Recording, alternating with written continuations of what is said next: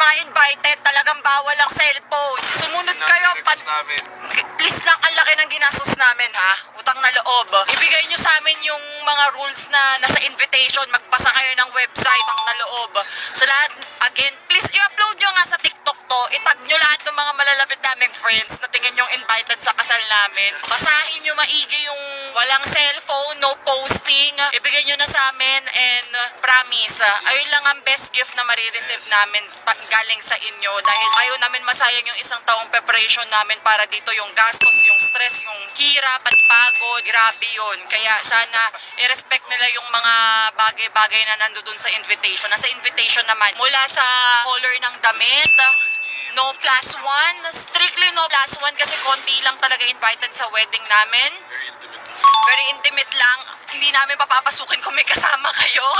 Dahil kung sino yung nakalagay na name sa invitation, ayun lang talaga ang makakapasok. Kaya naman, sana i-respect nyo yun. And again, no phone allowed. Strictly no wearing black and white. Ibigay nyo na sa amin yung kulay na yun. Kahit yung mga suppliers, nanggigigil ako sa inyo.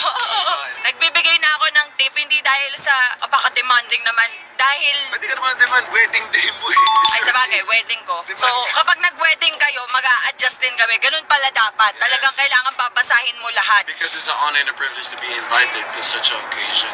Here's